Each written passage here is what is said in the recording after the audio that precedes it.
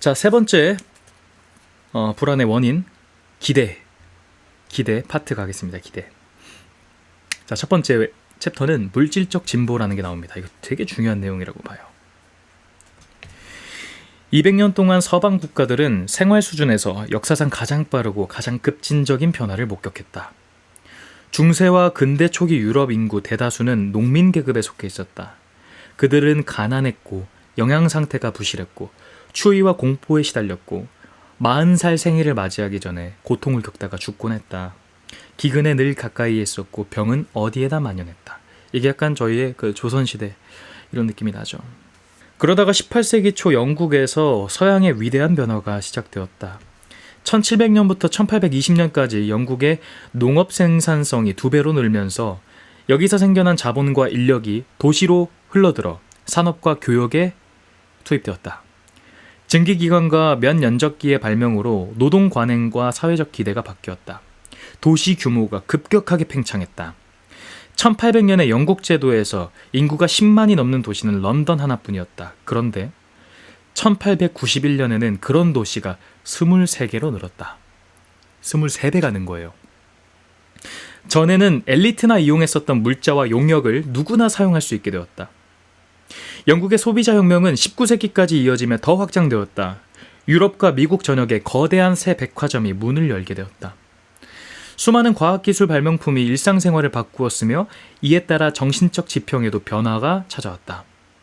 내년도 작년과 똑같을 것이라고 여겼던 그 마음, 이런 낡은 세계관은 사라지고 인류는 매년마다 완벽한 상태를 향해서, 더 나은 상태를 향해서 진보한다라는 세계관이 자리를 잡았다.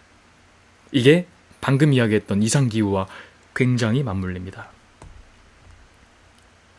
20세기의 물질적 진보 속도는 더욱 빨라졌다. 새로운 영국에서 보통 사람들이 처음으로 과거의 주인님과 마님만큼 잘 살게 되었다.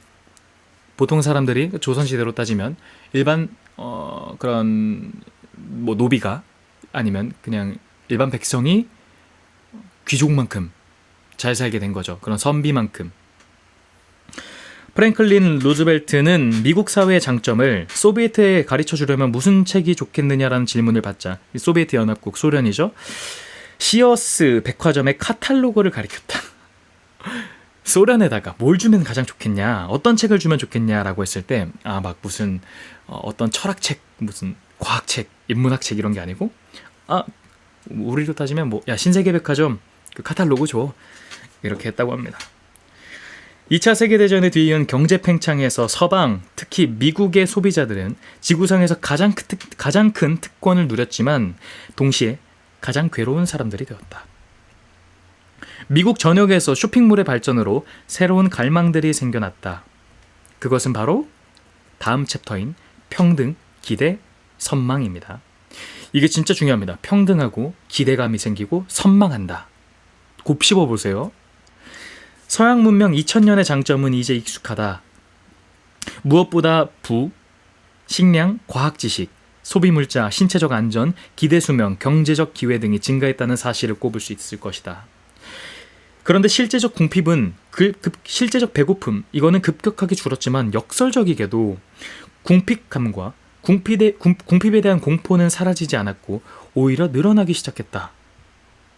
과학기술이 늘었는데도요. 그리고 평등해졌는데도. 그러나 어떤 것이 충분하다고 판단하는 심리, 이것을 생각해보면 이런 박탈감도 그렇게 이상할 것은 없다. 그것은 준거 집단, 여기 별표 한 3개를 쳐주셔도 돼요. 그것은 준거 집단, 즉 우리와 같다고 여기는 사람들의 조건과 우리의 조건을 비교하여 결정된다. 내가 속해 있는 집단이 준거 집단이에요. 우리가 가진 것들은 그 자체만으로 평가가 될 수 없다. 예를 들어 내가 1000만 원이 있습니다. 내가 외제차가 있어요. 그리고 내가 아무튼 엄청 액세서리가 있습니다. 이것만으로는 평가가 안 돼요. 그리고 또 중세 조상, 예전의 과거의 생활과 비교해서 판단해봤자 무의미해요. 내가 지금 이런 가치를 갖고 있는 거를 조선시대와 비교해서 뭐합니까? 역사적 맥락에서 우리가 놀라운 번영을 이룩했다고 강조하는 소리를 해봤자 그 사람들은 전혀 감동을 못 느낄 거다. 그런데 언제 느끼냐면요, 잘 생각해보세요. 쾌적한 집에 살며 편안한 일자리로 출퇴근한다고 해도 경솔하게 동창회에 나갔다가 옛 친구 몇 명이 아주 매력적인 일을 하면서 거기서 나오는 수입으로 우리 집보다 더 큰 집에 살고 있다는 사실을 알게 되면 집으로 돌아오는 길에 난 왜 이렇게 불행한 거야? 이런 생각에 시달려 정신을 못 가누기 십상일 것이다. 즉, 여기 별표 5개입니다. 우리가 현재의 모습이 아닌 다른 모습일 수도 있다는 느낌. 우리가 동등하다고 여기는 사람들이 우리보다 나은 모습을 보일 때 받는 그 느낌. 이거야말로 불안과 울화의 원천이다. 와. 비교하지 않으면 에고는 자신을 느끼지 못하나 봐요. 그래서 소크라테스, 공자, 노자, 예수님, 부처님 이런 분들이 어마어마하게 대단한 사람이다. 전 자꾸 그 생각이 듭니다. 그래서 제가 좀 철학자들한테 더 약간 매력을 느끼는 바가 그겁니다.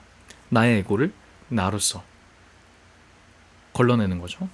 나중에 철학의 중요성에 대해서도 좀 이야기 한번 해보고 싶어요. 자, 근데 이거에 대해 중거 집단에 대해서 쉬운 예시를 둡니다. 자, 키가 작은 사람이 있어요. 근데 키가 작은 사람들끼리 고만고만한 사람들 사이에 살면 키 때문에 쓸데없이 괴로워하지 않을 거예요. 그런데 이 집단에 갑자기 약간 더 키가 큰 사람, 예를 들어 170인 사람들만 있다가 한 180, 한 178 이런 사람이 와요. 그러면 갑자기 불안해지고 불만족이 생기고 질투심을 느끼게 된답니다. 그렇다고 해서 자신의 키가 1mm라도 줄어든 게 아닌데, 자, 돈으로 비교해볼까요? 내가 한 500, 500, 500을 벌고 있어요. 지금 친구들끼리. 근데 여기 갑자기 1000만 원을 버는 친구가, 혹은 800만 원을 버는 친구가 들어와요. 내가 이 친구가 들어온다고 해서 내 500만 원이 깎이는 건 아닌데 질투심이 느껴지고 막 불화감, 울화통이 터져요. 네. 농민이 귀족 같은 삶을 경험할 수 있게 된 것처럼 문명과 기술의 발전은 삶의 질을 향상시키는 게, 최근 고민은 이게 무조건적으로 좋은 건지예요. 기술이 발전해서 사회님의 좋은 말씀을 듣고 대화를 나눌 수 있게 되었지만 또 다른 방면으로 얻어야 할 가치들을 쉽게 얻게 되고 그렇게 끝없이 한계에 도달하면 전체적으로 삶이 무기력해지는 시대가 오지 않을까 걱정입니다. 인류가 설정해야 되는 선의 기준은 뭘까요, 상윤님? 너무 재밌네요. 이게 제가 라이브 하고 싶은 가장 큰 취지인데요. 저 말고도 답변해 주셔도 됩니다. 여러분들, 우리 이거 하나 저희 채팅방에 규칙으로 삼아요. 같이 비난하지 않는 측면에서 비판 가능하고, 그리고 이러한 질문에 저만 대답 안 해도 됩니다. 각자 대화 나눠주세요. 제가 그걸 원해야 합니다. 제 취지예요. 자, 근데 지금 우리 김성진님께서 해주신 말씀은 정말 중요한, 우리 지금 현대인들이 곱씹어야 될 가치라고 봐요. 현대사회는 조금 정말로 중요한 걸 잃어버리는 사회라고 생각합니다. 그 끝없이 한계에 도달하면 전체적으로 삶이 무기력해지는 시대가 오지 않을까. 인류가 설정해야 되는 선의 기준이 뭘까. 되게 사실 단순합니다. 그래서 이 책을 읽는 거긴 한데, 먼저 핵심부터 말씀드리면, 우리가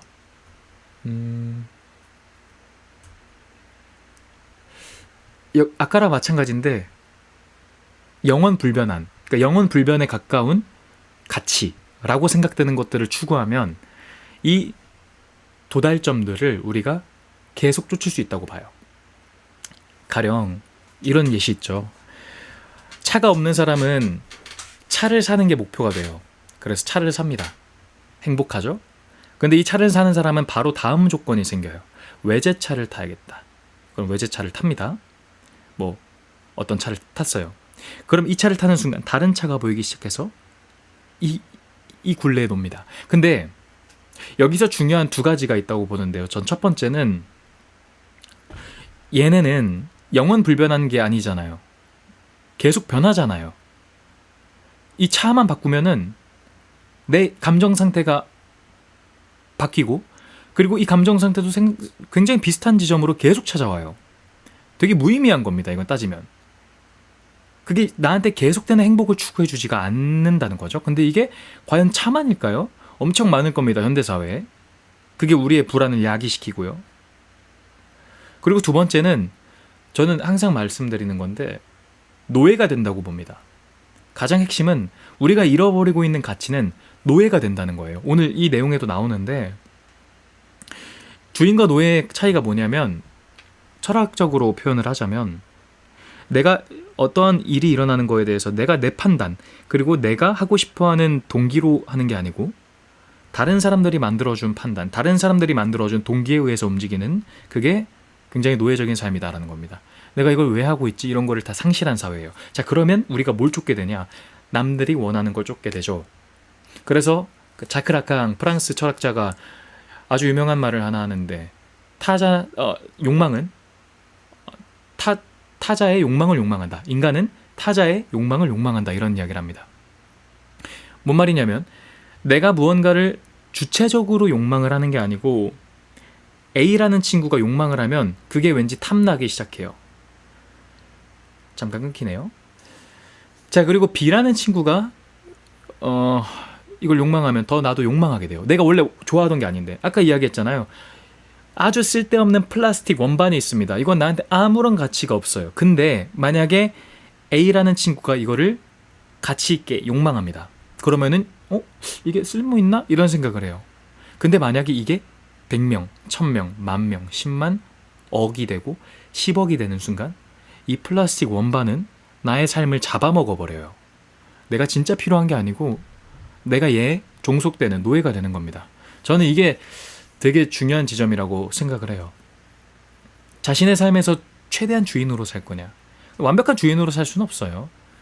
그거는 모든 우리 사회적 개념에서 다 벗어나는 거죠. 그건 말이 안 되고 제가 추구하는 거는 내 가치를 우리가 지금 가치를 뭘 잃어버리고 있냐. 그거는 이런 식으로 판단을 해봐야 된다고 생각합니다. 나는 어디에 휩쓸려 있을까? 그리고 아까 말씀드렸지만 아유 감사합니다.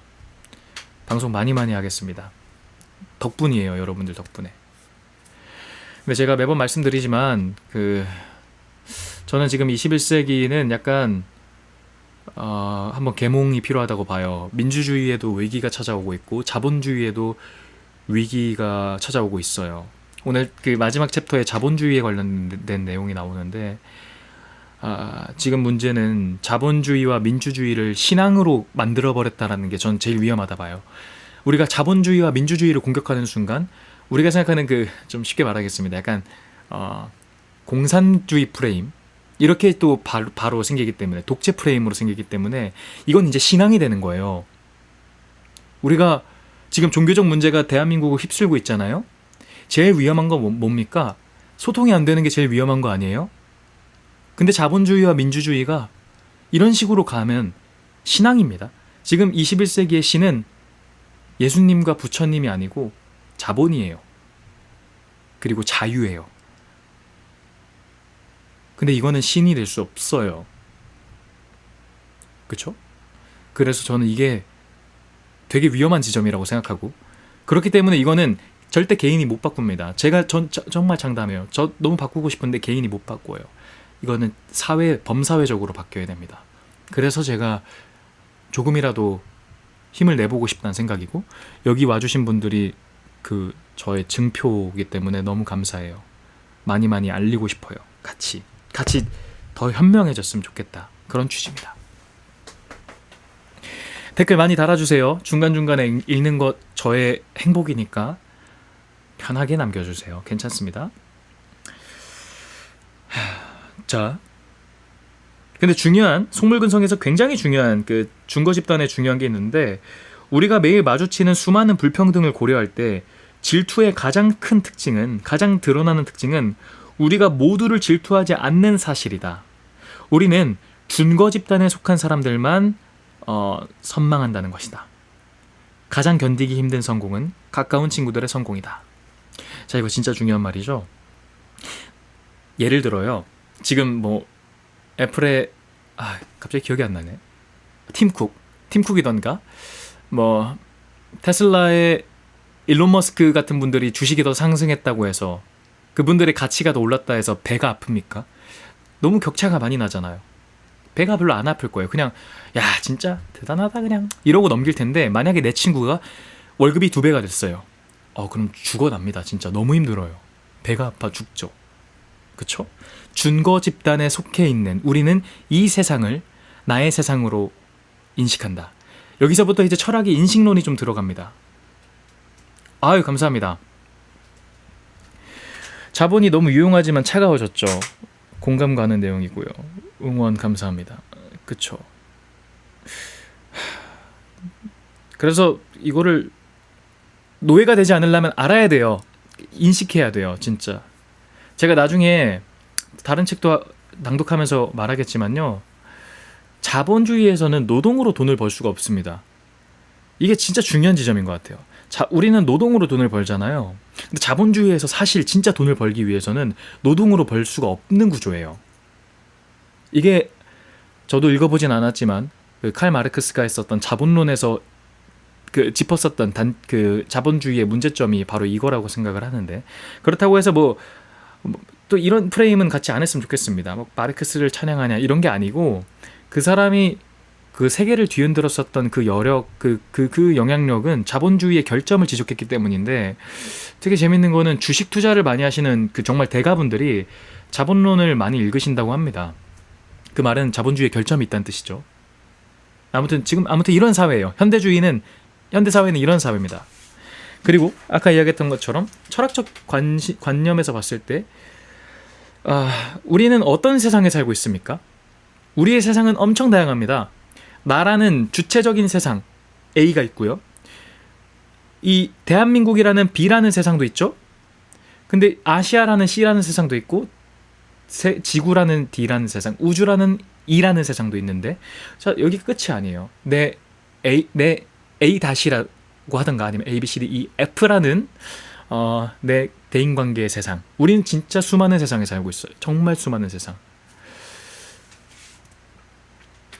제 생각에는 요즘 가치가 어떤 가십거리나 기사로 휘둘리면서 다들 없거나 하는 부분이 커서 선이라는 부분을 기준할 수 있을까요? 요즘에는 그냥 없거나 누군가 설정해주는 선으로 살고 있으니까요. 일단 그것으로부터 벗어난다고 생각합니다. 진짜 맞는 말입니다. 요즘에 저는 그래서 한마디로 표현하면 판단력 상실의 시대라고 말하고 싶어요. 판단력을 상실한 사회입니다. 어떡합니까? 제가 살고 있는 사회를 전 사랑하기 때문에 비판을 하는 거잖아요. 그게 진짜 SNS만 봐도 쉽게 경향을 내죠. 우리가 말씀하셨던 것처럼 설정해주는 선으로 살고 있잖아요. 설정해주는. 근데 여기서부터는 이제 진짜 어려운 문제가 됩니다. 제가 그래서 철학을 탐구하는 건데, 우리의 세상을 바꾸려면은 한 가지 정치적 문제로 풀 수가 없어요. 철학은 그래서 가장 크게 세 가지를 공부합니다. 첫 번째는 형이상학을 공부하고, 두 번째는 인식론을 공부하고, 세 번째는 윤리학을 공부하는데, 이 형이상학은 형체 이상의 학문이기 때문에 이 자연의 법칙과 우주의 법칙, 전 세계적인 이 물질 세상의 법칙 같은 것들을 포함해요. 종교도 포함이 되고요. 그리고 두 번째 인식론은 우리가 어디까지 인식할 수 있는가. 우리가 지금 나누는 것도 다 인식론 중에 하나입니다. 나는 누구고 그건 무엇일까? 어떻게 해결할 것인가? 우리는 이거를 이렇게 해결할 수 있을까? 자, 그리고 세 번째는 윤리학입니다. 옳은 것과 그른 것은 무엇일까? 이 윤리학의 미학이던가 선, 악을 나누죠. 이 문제들을 풀려면요, 이 지금 우리가 풀려고 하는 선을 기준을 잡는 거, 그리고 현대사회가 놓치고 있는 걸 풀려면 사실 이겁니다라고 제가 딱 드릴 수가 없는 부분이잖아요. 형이상학, 인식론, 윤리학 다 고려해야 돼요. 다. 우리는 물질 세계 속에서 어떤 법칙을 갖고 있는 사람들이며 물질 세상은 어떤 식으로 흘러가고 있을까도 고려해야 되고, 우리가 어떤 식으로 인식해서 좋은 시스템을 만들까? 근데 그것이 과연 옳은 것일까? 옳지 않은 것일까? 이것도 따져야 되기 때문에 진짜 어려워요. 그래서 이거를 한 개인에게 맡길 수가 없습니다. 많은 사람들이 깨우쳐 버려야 돼요. 많은 사람들이 깨우쳐서 서로 이렇게 자꾸 토론을 해야지 그나마 답이 나옵니다. 그나마. 진짜 어려운 문제입니다. 저는 진짜 자랑스러운 게 제 구독자분들이 수준이 굉장히 높으세요. 많이 토론해 주세요. 진짜 너무 좋습니다. 이렇게 토론만 나눠도 리뷰 안 해도 되겠어요. 하지만 리뷰에 좋은 내용이 많기 때문에 계속 나눠보죠. 자, 여기 한번 빨리 끝내보겠습니다. 데이비드 휴먼은 인성론에서 이렇게 말을 했다. 그 데이비드 휴먼이 이제 존재론자였었죠. 18세기 실제론 그런 인식론자였습니다. 질투심을 일으키는 것은 우리와 다른 사람들 사이에 커다란 불균형이 아니라 오히려 근접한 상태다. 우리는 먼 것에서 우리 자신을 비교하지 않게 되거나 그런 비교의 결과로부터 영향을 받지 않게 된다. 우리가 동등하다고 여겨 우리 자신과 비교하는 사람이 늘어날수록 질투할 사람도 늘어난다. 18, 19세기의 위대한 정치혁명과 소비자혁명은 인류의 물질적 운명을 크게 바꾸는 것과 동시에 심리적인 고민도 안겨주었다. 그 중심에 자리 잡은 것은 특별하고 새로운 이상, 즉 모든 인간은 날 때부터 평등하고 누구나 무엇이든지 이룰 수 있는 무한한 힘을 가지고 있다는 믿음이다. 이것 때문에 불안해졌다는 겁니다. 사실 역사상의 대부분의 기간은 그 반대되는 가정이 영향력을 행사했다. 맞죠? 우리가 모두 평등했었던 사회보다 인류 문명 만몇 천년 시간 동안 불평등했었던 게 더 정당화된 신분사회가 많았었습니다. 17세기 중반에 들어서야 정치적 사고가 평등주의적인 방향으로 조금씩 나아가기 시작했다. 토머스 홉스는 리바이어던에서, 이 사람은 이제 정치를 처음으로 우리가 좀 관심 가질 사람인데, 이 토머스 홉스와 존 로크가 뭐랄까요? 경험론자라고 생각하면 될 것 같은데, 우리가 여기서 어떻게 인식할 수 있고 우리를 더 나은 사회로 만들 건 무엇인가를 나눴던 사람입니다. 근데 리바이어던, 이 사람은 군주론자였어요. 왕권 중심, 독재를 찬양했습니다. 독재가 되어도 괜찮으니까 만인은 만인을 위한 투쟁, 그 이야기했었던 사회계약설도 포함이 되는데, 사회가 혼란스러울 바에 아주 강력한 독재자가 있어도 괜찮으니까 그걸 평정해 주는 게 더 옳은 사회다라고 펼쳤던 사람인데, 이 사람은 리바이어던에서 개인은 사회의 탄생 전부터 존재했다. 오직 자신의 유익을 위해 이 사회에 합류한 거다. 보호를 대가로 타고난 권리를 내주기로 동의한 것이다. 그리고 수십 년 뒤에 존 로크, 이 사람은 이제 인간 오숙론을 쓴 사람이에요. 근데 통치론이라는 작품에서 되풀이하게 돼 이렇게 비슷한 말을 되풀이했다. 통치자들은 민중의 도구다. 전체의 이익을 추구할 때만 복종을 받을 수 있는 자들이다.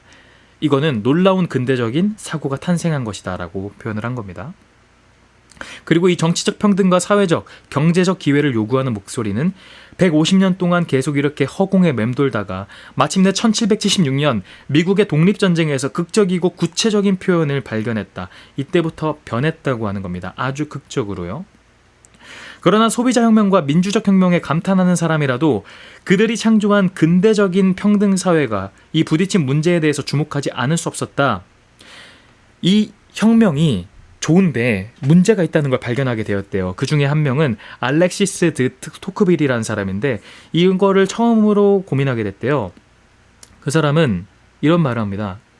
출생과 운에 따른 모든 특권을 폐지하게 되었을 때, 모든 사람이 직업 선택의 자유를 누리게 되었을 때, 야망이 큰 사람은 위대한 일을 쉽게 시작할 수 있다고 생각할 거며 자신이 비범한 운명을 타고났다고 느낄 거다. 그러나 이것은 경험을 통해 금세 교정되고 마는 망상이다. 불평등이 사회의 일반 법칙일 때는 아무리 불평등한 측면이라도 사람들의 눈길을 끌지 못한다. 그러나 모든 것이 대체로 평등해지면 약간의 차이도 눈에 띈다.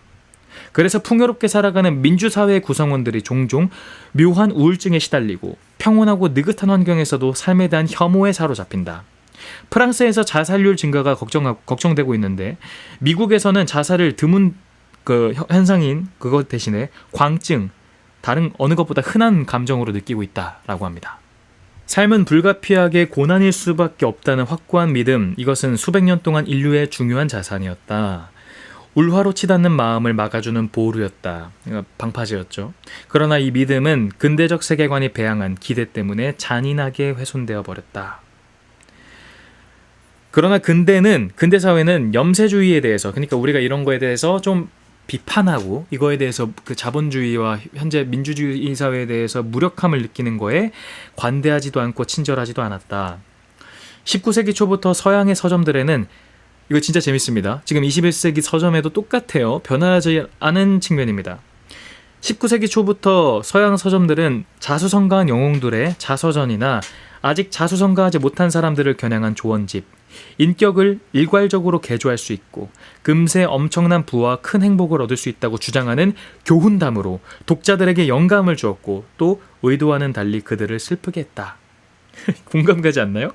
지금 베스트셀러 서점 가보시면은 자수성가 그런 책, 그리고 인간관계론 같은 인격 개조론, 그리고 돈 버는 방법, 재테크, 뭐 교훈 이런 것들 책 깔려 있는데 이게 오히려 의도와 달리 사람들을 더 슬프게 한다고요. 대표적으로 벤자민 프랭클린 이야기를 합니다. 여기서. 근데 여기서 매스미디어의 발전도 기대를 높이는 데 기여를 했다. 즉 SNS 생각해보세요.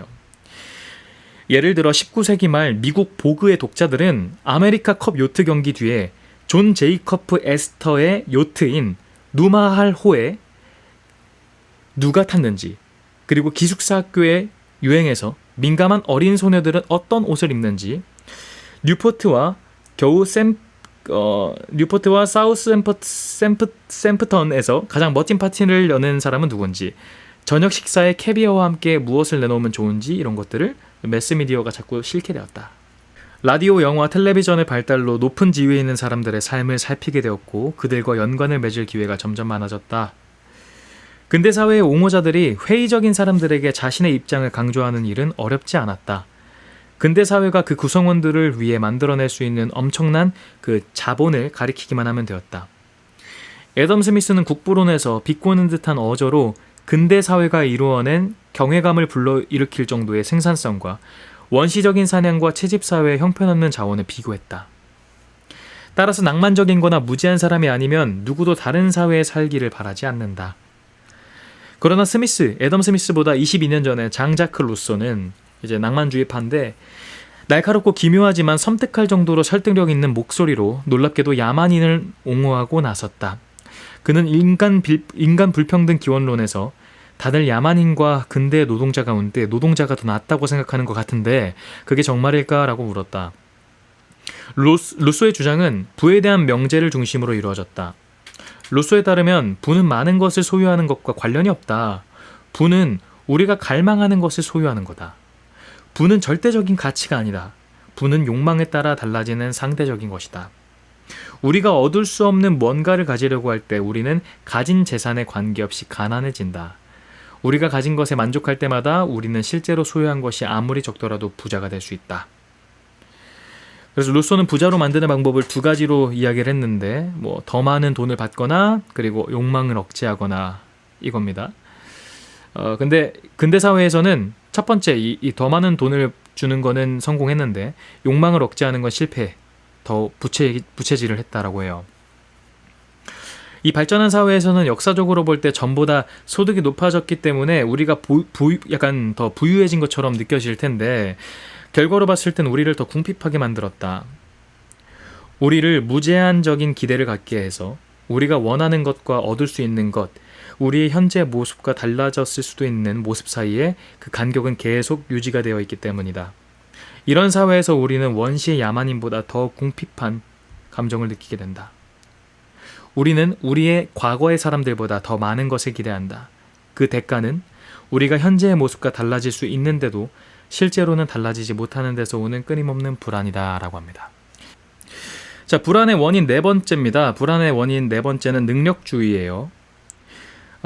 실패에 관한 유용한 옛 이야기 세 가지라는 챕터가 나오는데 이렇게 나옵니다. 사회적 위기에 낮은 지위를 차지하는 것은 물질적이나 이런 관점에서 봤을 때 즐겁기 어려운 노릇이지만 언제 어디서나 그렇게 심리적으로 고통스러웠던 건 아니다. 서양이 2000년간 물질적으로 진보했다는 사실은 논란의 여지가 없다. 그러나 근대에 들어서 왜 사람이 가난하고 무엇이 사람의 사회적 가치를 결정하는 방식이 약간 업보적인 관점, 자신의 능력적인 평가적인 관점으로 갔다는 겁니다. 그래서 예수가 전도를 하기 시작한 서기 약 30년부터 20세기 후반에 이르기까지 서양 사회에서 가장 낮은 지위에 처한 사람들은 자신들의 의미에 대해서 세 가지의 이런 뭔가 정체성을 가지고 있었대요. 그래서 괜찮았대요.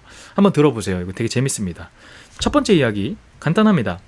가난한 사람들은, 가난이라는 거는 가난한 사람들의 책임이 아니다. 그리고 가난한 사람들은 사회에서 가장 쓸모가 있다. 이런 겁니다. 예전에는 귀족과 뭐 왕족이던가 뭐 여러 가지가 있어도 결과적으로 농업사회잖아요. 농민들이 없으면 안 되잖아요. 그리고 뭐 고대 그리스가 번성할 수 있었던 건 노예 때문이다라고 할 정도로 아래에 사람들이 있었기 때문에 위에 사람들이 있다라는 거잖아요. 가난한 사람들은 사회에서 굉장히 쓸모가 있다라는 개념입니다. 두 번째 이야기. 낮은 지위에 도덕적 의미는 없다. 그러니까 지금은 지위가 높거나 낮으면 거기에 의미를 부여해요. 얘가 노력했네, 안 했네, 천재네, 아니네, 약간 이런 식으로. 근데 이때 당시에는 그냥 그런 거 없어요. 뭐 다 그냥 정해져 있는 사회입니다. 왕족은 왕족이고, 뭐 누구는 누구고, 농민은 농민이고, 상인은 상인이다. 근데 어차피 다 하나님의 아들이다. 뭐 이런 개념이었던 거죠, 서양 사회에서. 자, 그리고 세 번째는 부자는 죄가 많고 부패했으며 가난한 사람들을 강탈하여서 부를 쌓았다라고 하는 겁니다. 이런 세 가지의 방금 이야기했었던 관점들 정리해서 다시 말씀드리면, 첫 번째, 가난이라는 거는 가난한 사람들의 책임이 아니고 가난한 사람들은 사회에서 쓸모가 있다. 아주 쓸모가 있다. 이게 첫 번째. 두 번째, 낮은 지위에 도덕적 의미라는 건 아무것도 없다. 세 번째, 부자는 죄가 많고 부패했고 가난한 사람들을 강탈해서 부를 쌓았다라고 하는 이 세 가지의 이야기들, 이런 정체성들이 낮은 지위에 있는 사람들을 위로했어요. 물론 이런 이야기만 있었던 건 아니지만 많은 사람들이 이거에 대해서 귀를 기울였어요. 그런데 안타깝게도 18세기 중반부터 세 가지의 반대적인 의미의 이야기들이 찾아옵니다. 첫 번째, 빈자가 아니라 가난한 사람이 아니라 부자가 쓸모가 있다. 아까 뭐 농경민이던가 이런 사람들이 쓸모가 있는 게 아니고 부자가 쓸모가 있다는 거예요. 여기서부터 굉장히 경제학적으로 봤을 때 보수와 진보가 나뉘어집니다. 보수가 제일 추구하는 것 중에 하나가 낙수효과죠. 이 위에서 우리 분수 생각해 보세요. 위에 물이 떨어지면 아래로 이렇게 퍼지면서 다 떨어지죠. 낙수효과. 위에서부터 떨어진다. 그럼 밑에까지 이롭게 된다. 이겁니다. 보수주의자들, 애덤 스미스를 바탕으로 했었던 그 경제론자들은, 경제학은 대부분 이걸로 되어 있고 이것을 택합니다. 이거에 대한 설명을 좀 하면, 과거 경제 이론에서는 부자가 한정된 재물에서 너무 많은 몫을 챙겨간다고 비난을 받았다. 근데 애덤 스미스가 이것에 대해서 이런 아주 유명한 말을 해요. 그런 자본주의가들은 탐욕과 이기심이 타고났긴 해. 근데 그들은 자신들의 또 편리만 추구하기도 하고, 그들은 고용한 사람들, 노동자들로부터 자신의 무한한 욕망을 만족시키긴 하지만, 자, 근데 잘 생각해봐. 결국 부자들이 모든 것들을 그 가난한 사람들한테 뿌려줘. 그들은 보이지 않는 손에 이끌려서 마치 땅을 모든 사람이 균등하게 가지기라도 한 것처럼 생활 필수품 모든 걸 분배해주고, 그 결과 의도와 관계없이 자신도 모르는 사이에 사회의 이익을 증진시키고 인류의 증식수단을 제공하고 있다는 걸 알게 될 거야. 그러니까 부자는 쓸모가 있어. 이런 취지죠. 내가 욕망을 채울수록 노동자들은 번성한다니까? 약간 이런 관점인 거예요. 이것들은 부자들이 예상하지도 못했던 즐거운 이야기였다. 그들은 기독교 초기부터 경제이론에서 악당 취급을 받다가 이제는 영웅이 된 것이다. 그래서 그들은 모든 사회 계급을 돕는다는 명예를 가지게 되었고 탐욕이 클수록 존경받게 되었다. 무섭지 않나요? 저는 항상 말하지만 되게 진보적인 가치관을 갖고 있기 때문에 이거에 대해서 좀 비판적입니다. 근데 이걸로 좀 같이 긍정적인 토론을 했으면 좋겠어요. 보수적인 경제관념이던가 정치관념을 가지신 분도. 그래야 바뀔 수 있다고 생각합니다. 자, 두 번째는 이제 지위에는 도덕적 의미가 있다라고 또 바뀝니다. 아까 반대되는 게요. 전통적 기독교 중심 사회에서는 지위란 아무것도 상관이 없었다.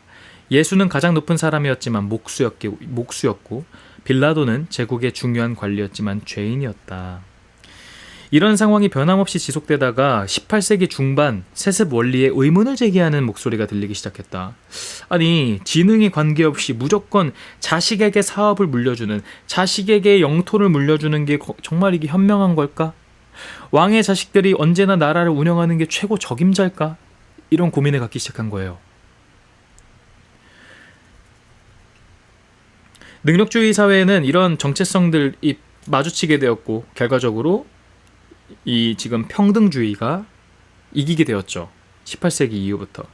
그래서 19세기와 20세기 사회법, 사회정치법에서는 능력주의 원리가 승리를 거두었어요. 그런 세습주의, 정말 쉽게 생각하면 왕가, 귀족 중심이 아니고 능력주의, 평등 중심이 승리를 했어요. 그래서 모든 서양의 모든 정부가 평등한 기회를 줬습니다. 수입과 관계없이 모든 국민에게 중등 교육을 줬고요. 나아가서 대학 교육까지 줘야 된다는 주장도 퍼지게 되었고요. 원래 엘리트였죠. 예전에 고대 플라톤 때 생각해보세요. 아카데미아. 기하학을 모르는 자는 들어가지도 못한다. 약간 이런 전제도 있었고, 교육은 엘리트였습니다. 스콜라 철학 때도 그렇고요. 자, 그래서 선진국에서는 멍청이를 능력 있는 사람으로 만드는 게 고용개혁의 중요한 목표가 되었다. 미국에서는 특히 기회의 평등을 강력하게 추구했다. 이거 나중에 제가 꼭 이야기할 텐데, 이게 우리가 지금 18, 19세기의 교육 방식을 20세기의 건물에서 하고 있으며 21세기를 바라본다라는 아주 모순적인 관점이라고 생각합니다. 지금 세계적으로 받고 있는, 전 한국 살고 있으니까요. 한국에서 살고 있는 관점에서 주입식 교육은 18, 19세기의 노동자들을 찍기 위해서 아주 유용했었던 교육 방식이라고 저는 생각해요. 자신의 판단력과 자신의 주체성을 늘리는 게 아니고 노동 로봇이 되기 위해서 아주 적합한 그런 교육이라고 생각합니다. 자, 그래서 이런 철저한 능력주의는 아주 계속 발전했고요. 그 빈자와 가난한 자와 부자의 상대적인 그 미덕에 대해서 대중의 인식이 기여하게 되었다. 이게 중요합니다. 이 능력주의와 평등주의가 맞물리게 되면서 가난한 사람과 부자에 대한 그 미덕, 이 사람들에 대한 가치평가가 달라지기 시작했어요. 공평하게 면접을 하고 공평하게 시험을 받고 이러기 때문에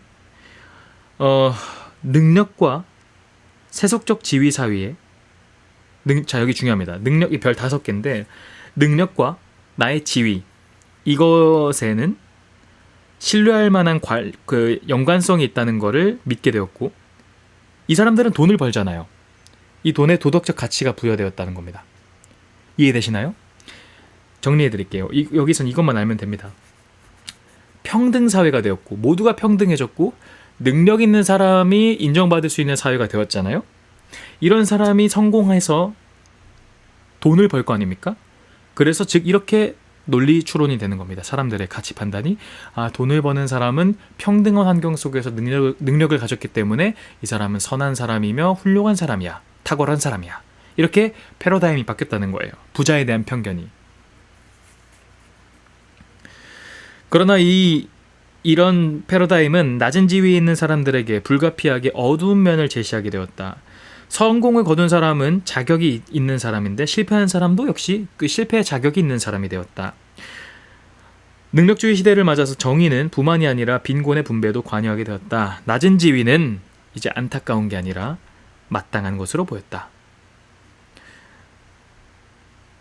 그래서 경제적인 능력주의 사회에서는 상속에 대한 거를 유리한 조건이 아니기 때문에 자신이 성공하면 개인의 정당성을 확보하게 된 거예요.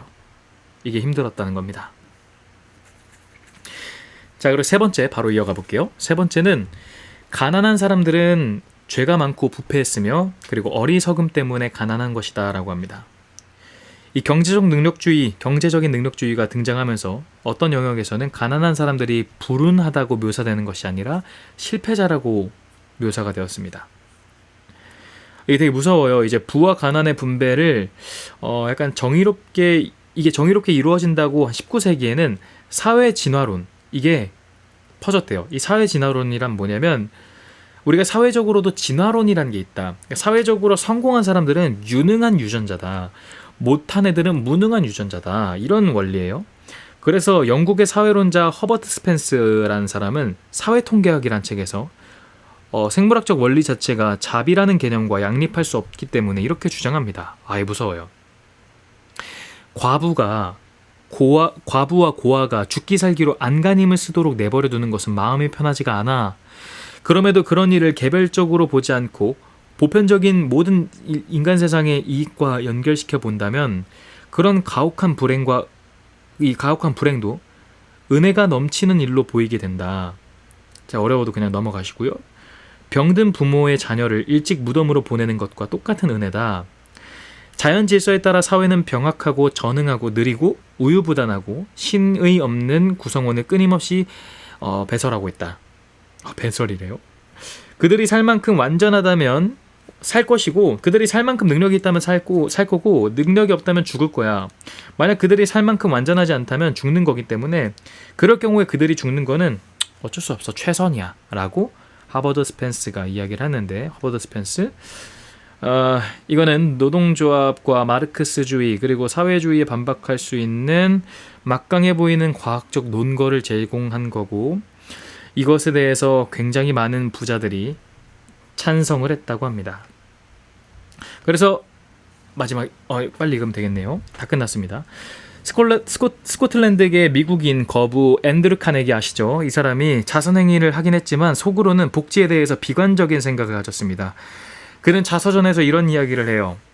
이른바 자선행위를 쓰는 $1,000 가운데 $950는 차라리 바다에 버리는 것이 낫다. 자선으로 먹여 살리는 주정뱅이, 불황자 또는 무익한 게으름뱅이 하나하나가 이웃을 부도덕하게 감염시킨다. 열심히 일하는 근면한 사람에게 그의 요구를 충족시킬 수 있는 더 쉬운 길이 있다고 가르치는 것은 전혀 도움이 되지 않는다. 감정은 적을수록 좋다. 자선행위로든 개인이든 인류는 나아질 수 없다. 드문 예외를 제외하면 도움을 받을 자격이 있는 사람은 오히려 도움을 요구하지 않는다. 진정으로 귀한 사람은 결코 그것을 요구하지 않는다. 그러니까 진짜 성공할 만한 사람은 도움을 요청하지 않는다. 자선은 진짜 나도 하지만 쓸모가 없는 거야 라고 앤드류 카네기가 자기의 자서전에 이야기를 했다고 합니다. 이게 지금 아주 강력한 보수의 논리죠. 자, 그러면 마지막 불안의 원인 챕터 마지막 불확실성입니다. 이거 진짜 저는 자본주의 사회에 대한 그 약간 패러독스, 그러니까 여기에서 생기는 모순들, 위험성들을 잘 제시해 주는 것 같아요. 첫 번째, 불확실한 요인들. 전통사회에서 높은 지위에 오르는 것은 대단히 어려웠지만 그 지위를 잃는 것 또한 어려워 행복할 지경이었다. 그러니까 이런 거죠. 예전 사회에서는 신분 사회였기 때문에 자기가 신분을 가졌으면은 평생 유지가 됐잖아요. 이거를 잃어버릴 일은 거의 없었던 거죠. 근데 경제적 특성 때문에 지위를 얻으려고 하는 그 노력, 우리가 지금 현대 사회에서 지위를 얻으려고 하는 노력은 그 결과가 불확실할 수밖에 없다. 그래서 우리는 좌절할 수밖에 없고 자신의 재능이 부족하다는 것을 발견할 수밖에 없고 시장이 파도치는 바람에 그 흐름에 말릴 수도 있고 우리가 이 지금 세계 경제에 흔들릴 수도 있다. 불안은 현대의 야망의 하녀다. 이런 게 나옵니다. 그리고 이러한 불확실성을 5가지로 제시하는데 되게 재밌습니다. 첫 번째는 변덕스러운 재능입니다. 지위가 성취에 의존한다면 성공에 일반적으로 필요한 것은 재능과 그 재능을 믿을 만하게 통제할 수 있는 능력이다. 그런데 대부분의 활동에서 재능은 우리 마음대로 부리는 것이 불가능하다. 맞는 말이죠. 아주 쉽게 표현하면은 우리가 지위를 능력으로 얻는다. 그 지위를 얻는 것이 능력이라고 생각했을 때 이 능력이 각 세상마다 달라지지 않습니까? 이제 21세기가 넘어가서 22세기가 됐을 때 뭐 바느질하는 게 도움이 될까요? 개인의 존엄성, 뭐 약간 장인 정신 같은 걸로 높아질 수도 있겠지만 사회적인 측면에서 봤을 때는 되게 그게 합당한 재능이 아니잖아요. 이런 거예요. 그래서 그리스인들은 이런 변덕스러운 재능을 뮤즈라는 걸로 표현을 해요. 우리가 막 뮤즈가 맞다 이런 말 하잖아요.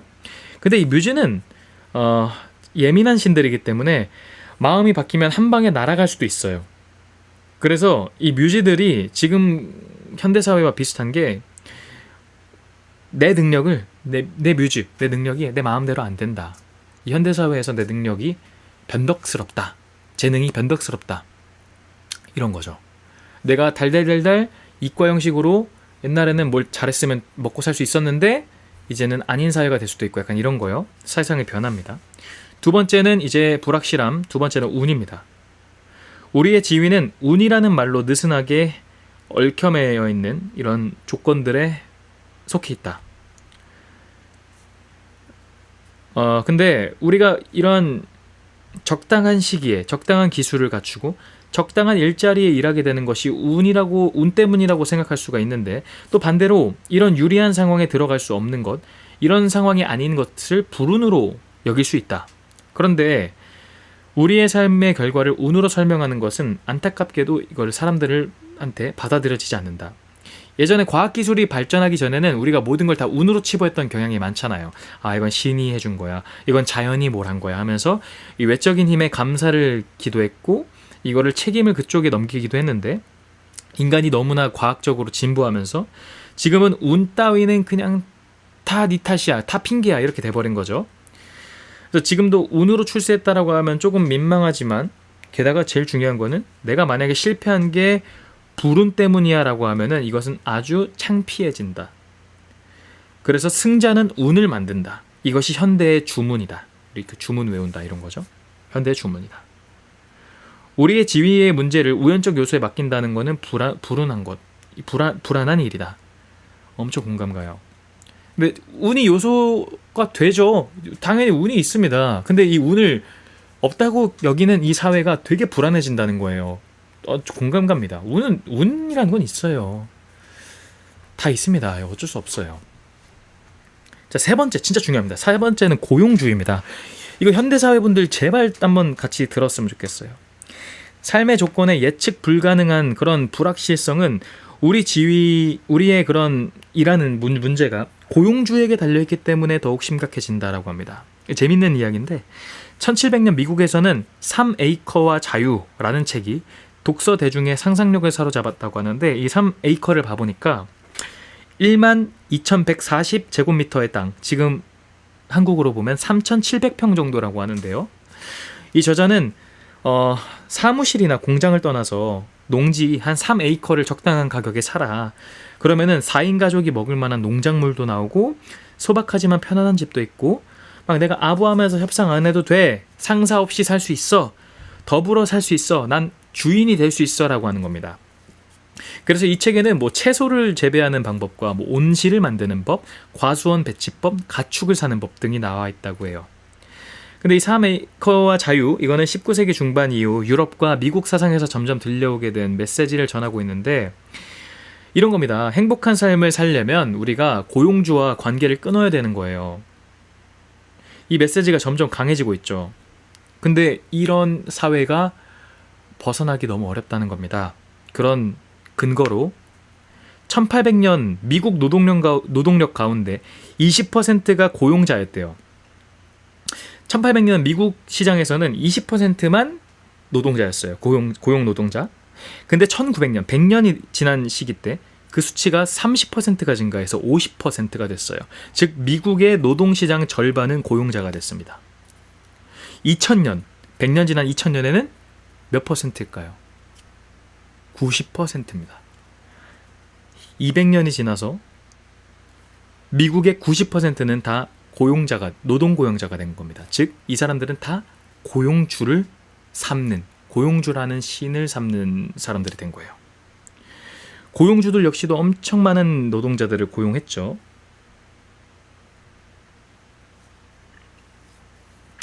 피고용자, 그러니까 노동자라고 할게요. 노동자는 이 고용 기간도 불확실하고 이 작업에서 오는 약간 이런 모욕감과 이런 힘듦 때문에 너무 괴롭다라고 하는 겁니다. 근데 이 대부분의 사업체가 피라미드 구조를 갖고 있잖아요. 그래서 이 넓은 밑변, 이거는 관리자들로 이루어진 좁은 꼭지점에 굴복할 수밖에 없다라는 겁니다. 자영업자가 답. 이거는 또 제가 나중에 이야기하겠지만, 그래서 사업을 하던가 아니면은 주식을 해야 되는 게 사실 자본주의에서 막스의 이론에서는요, 돈을 버는 겁니다. 막스의 자본론은 간단해요. 물론 제가 다 알지 못하지만 자본주의에선 절대 돈을 못 번다는 겁니다. 그리고 아무리 열심히 일을 해도 당신 돈 못 번다. 구조가 그렇게 되어 있기 때문이다. 이런 이야기입니다. 그래서 뭐 자본주의에서 자영업자가 또 많이 또 나오고 우리나라는 특히 뭐 IMF 구조도 있고 뭐 되게 다양합니다. 그래서 고용자가 힘들다는 거죠. 그렇죠. 그래서 자본의 그 투자자도 투기꾼하고 좀 달라야 되는 건데 우리나라는 지금 투기로 많이 하고 있고 진짜 투자를 해야 하는 거죠. 그 자본의 가치를 이게 상승시킬 수 있는 곳에 그 정말 중요해요. 내가 어떻게든 고용자가 되는 거니까요. 이 피라미드에서 벗어날 수가 없다는 겁니다. 그래서 근대의 사업체, 이 지금 피라미드 구조의 사업체는 예전에 왕정과 그 궁정에 있는 것과 차이가 얼마 없어서 뭐 이런 여러 가지의 그 예전 15세기, 17세기에 그 이런 그 글들이 있었대요. 이런 궁정에서 살아남을 수 있는 기술 이런 것들. 그중에 여러분들이 잘 아는 사람이 그 바로 마키아벨리, 군주론 쓴 사람이죠. 근데 뭐 이런 제안들을 합니다. 첫 번째, 동료를 조심해라. 이게 우리 회사 생활에도 다 똑같은 말이에요. 첫 번째는 동료를 조심해라. 그래서 되게 재밌는 말 합니다. 이런 말을 해요. 라브리에르라는 사람이 당신은 정직한 사람이다. 주군의, 그러니까 임금의 총애를 받는 신하들의 비위를 맞추지도 않고 그들에게 미움을 사도 상관을 하지 않는다. 그저 당신이 임금의 의무를 사랑하며 살 뿐이다. 그래. 그래서 당신이 망한 거야. 이렇게 말을 합니다. 정직해서 망한 거야. 무서워요. 두 번째는 무서워야 한다. 마키아벨리가 한 거죠. 마키아벨리가 굉장히 그 공포에 대한 걸 이야기하죠. 군주는 어때야 되는가. 그 네 번째는 이제 고용주의 이익입니다. 이 불확실성 중에 네 번째는 고용주의 이익인데 고용의 안정성은 조직 내의 정치만이 아니라 회사가 시장에서 계속 이윤을 내는 능력에도 달려있다. 이게 정말 중요한 내용들이 사실 많은데 핵심만 이야기해 볼게요. 여기서 이제 경제학 이론이 많이 나오는데요. 이 이웃계 좀 경제학이 많이 나오니까 여긴 핵심만 설명해 볼게요.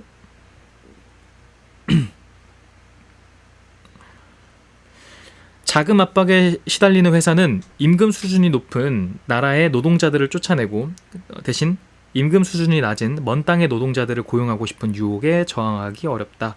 그러니까 외국 노동자 쓰고 싶다는 거잖아요. 고용주들이 이익을 얻기 위해서. 자동현금 인출기 ATM은 1968년에 개발되었대요. 근데 다음에 맨해튼 케미컬뱅크 지사의 벽에 구멍을 뚫고 처음 설치가 되었는데 10년 뒤 세상에 ATM 숫자는 5만 대로 늘어났습니다. 그리고 2000년에는 100만 대가 되었어요. ATM 한 대는 37명의 은행원들의 일을 합니다. 병이 드는 일도 없고 24시간을 해요. 그래서 이런 사태가 벌어집니다. 고용주의 이익을 위해서 미국에서 1980년에서 1995년 사이에 일반인을 상대로 하던 은행원들이 은행원 노동자들 가운데 반 정도, 즉 50만 명이 일자리를 잃어버렸습니다. 이 과학적 결과로 인해서 이런 진보로 인해서 사람들이 자신의 일거리를 잃는다라는 거죠. 고용주는 근데 그런 거 신경 안 쓴다는 거예요. 너네가 굶든 상관없다. 이런 겁니다. 자, 마지막입니다. 다 왔어요. 세계 경제. 이거 경제에 대해서 잘 모르시는 분들한테는 도움이 많이 될 부분이기 때문에 마지막 얘까지만 좀 친절한 설명 가볼게요. 많이 왔습니다. 근데 저는 이거 정말 제일 중요하다 봐요. 세계 경제. 지금 정말 중요한 말이고 여러분들 여기에 속해 있다는 거 잊지 않으셨으면 좋겠습니다. 회사와 종업원들의 생존은 경제 전체의 성적 때문에 위태로워지는 지경에 처해지기도 한다. 19세기 초 이후의 서양 경제의 역사는 성전과 후퇴를 주기적으로 반복해왔다. 보통 4, 5년이 팽창하면 그 1, 2년, 그 뒤에 1, 2년이 수축이 되고 이따금 5, 6년이 수축이 되다가 뭐 지속되기도 한다. 그래서 이게 그래프가 산맥처럼 나오죠. 이 그래프가 밑으로 꺼질 때마다 엄청난 사태가 벌어집니다. 회사들은 파산하고요. 노동자들은 해고를 당하고 공장이 문을 닫고 주식이 휴지 쪼가리가 돼요. 이런 것들은 절대 피해갈 수가 없습니다. 정부와 중앙은행이 돈을 막 찍어내고 노력해도 막을 수가 없어요. 그런데 이거는 주기마다 나타나는 현상이 비슷합니다. 경제가 급속하게 성장하면 회사들은 미래에 예상되는 그 소비자 수요를 감당하기 위해서 생산을 더하죠. 되게 쉬운 겁니다. 경제가 성장해요. 그럼 회사들은 경제가 잘 되기 때문에 사람들이 많이 살 걸 알고 예를 들어 휴지 100개를 10,000개로 찍어내는 겁니다. 그러면 자산 가격의 상승과 더불어 생산 비용도 올라갑니다. 당연하죠. 10,000개를 찍어내려면 더 올라가요. 그 자신의 생산 비용. 특히 주식과 소유지의 가격이 상승하는데 주식과 뭐 부동산도 상승하죠. 이것은 부분적으로 투기꾼들 때문이다. 맞아요. 주식 이 회사에 갑자기 가치가 팍 상승합니다. 근데 이거는 주식과 부동산 이것으로 투기꾼들 때문에 생긴다는 겁니다. 그리고 이 시점, 이 경제가 성장하면 원래 그 대출 비용이 그 금리가 낮아지죠. 그러니까 이자율이 낮아지잖아요. 그래서 엄청 대출을 받아요. 회사들이 원래 실제로. 그래서 이거를 많이 설비 투자합니다. 그 자기 회사를 투자해요. 막 그 공장도 더 세우고 업체도 더 뚫고 돈을 많이 쓰죠. 근데 이거를 내 돈만으로는 할 수 없기 때문에 회사에서 그 국가에서 대출 받고 이걸로 이윤 창출해서 갚고 이런 식의 구조로 씁니다. 우리나라도 이랬었죠. 지금도 이러고 있고요. 수요와 산출이 둔화되기 시작하지만 소비율은 계속 올라간다. 자, 근데 여기서 중요한 건 변곡점이 생깁니다. 수요와 산출이 둔화되기 시작하지만 소비율은 올라가는데 저축도 낮아지고 저금도 안 하고 개인과 상용대출도 늘어난다. 이때 대출 일반 민간한테도 대출을 막 해주기 시작해요. 국내 수요를 충족시키려고 수입은 증가하고 국내 대한민국으로 봐요. 세계적으로 말고 대한민국의 수요를 충족시키기 위해서 대한민국의 소비자들한테 팔기 위해서 수입은 증가하죠. 막 미국에서 중국에서 떼옵니다. 근데 수출은 줄어들게 합니다. 그래야 여기에 이윤이 많이 도니까요. 관세도 안 붙고 그쵸? 떼는 돈이 많이 없어요. 그리고 국제 수지에 근데 이러다가 나중에 국제 수지에 적자가 생긴다. 그러니까 이제 해외 거래에 적자가 생긴다. 마이너스가 생긴다.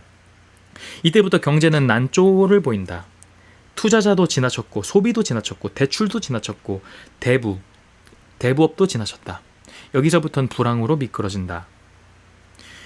효율이 낮은 생산 능력을 이용하면서 자금 공급과 투기는 늘어나기 때문에 물가는 상승한다. 그러니까 10,000개를 찍어내도 효율이 없어요. 사는 사람이 부족해지고 보급률도 다 퍼졌고 그래서 이 공급은 계속하는데 투기는 늘어나기 때문에 이 물가는 또 상승한다. 비싸고 얻기도 힘든 신용 때문에 해결하지 못한 부채 비용을 물가가 상승하기 때문에 이걸 이제 내가 대출을 받았어요. 예를 들어 내가 이 가구를 사기 위해서 내가 원래 돈이 없으니까 대출, 신용카드로 샀던가 대출로 샀다는 거죠. 근데 점점점 이 부채를 갚을 수가 없는 물가가 되는 겁니다. 쉽게 표현하면. 호황 때 과도하게 평가되었던 자산의 가치가 하락이 되죠. 회사들이요. 그리고 채무자들, 돈 빌린 사람들을 돈을 갚지 못하고 담보대출도 못해요. 뭐 내가 집이 있는데 대출해 주십시오. 이것도 안 돼요. 그래서 소득과 투자, 소비는 모두 줄어들고 회사 기업가들 파산합니다. 실업률은 늘어나요. 이렇게 신뢰가 사라지면서 대부와 그리고 소비가 하락이 되죠. 근데 이때부터 그 잘 나갔었을 때 장기 투자가 이때야 가동이 돼요. 그래서 공급을 막 찍어냅니다. 옛날에 잘 나갔었을 때 기준이었으니까. 근데 살 사람은 없으니까 물가는 또 하락이 돼요. 인플레이션과 디플레이션이 막 맞물립니다. 근데 회사와 이 개인이 낮아진 가격에 자산을 자기가 팔 수 없어서 위기는 깊어진다. 이런 거예요. 부동산 10억에 샀는데 물가가 떨어지기 때문에 5억이 돼서 내가 못 팔잖아요. 주식도 떨어지고 이래서 안 팝니다. 그래서 잠재적 구매자는 시장이 바닥을 칠 때까지 구매를 미루어 회복은 더 지연된다. 뭐 여러 가지가 나옵니다. 엄청 복잡하죠. 지금 경제 구조 이야기 아시는 분들은 아시겠지만 모르시는 분들한테는 진짜 복잡한 사안일 겁니다. 근데 아무튼 이게 지금 현재 세계 경제 구조예요. 자본주의의 경제 구조예요. 그래서 우리가 이 실패와 성공은 이 세계 경제에 너무나 많은 영향을 미치고 있다라는 겁니다. 근데 우리는 이거 경제적인 노동자이며 고용주이기도 하기 때문에 이게 엄청 어려워요.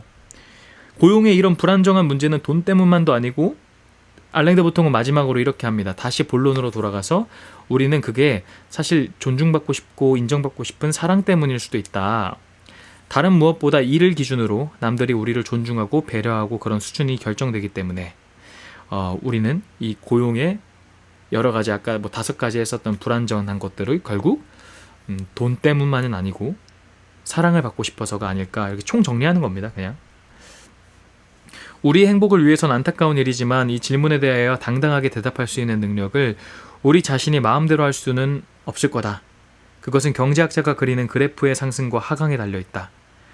시장에서 벌어지는 경쟁에 달려있으며 운과 영감의 변덕에도 달려있다. 그러나 사랑에 대한 우리의 요구는 변함이 없다. 걔네는 계속 변하는데요. 우리 유아 시절과 비교해봐도 줄어든 것 없이 꾸준하고 집요하다. 그래서 우리의 요구와 세상의 불확실한 조건 사이의 불균형은 우리가 지위에 대한 불안을 끈질기게 들쑤시는 5번째 이유가 되는 것이다 라고 하면서 드디어 원인이 끝납니다.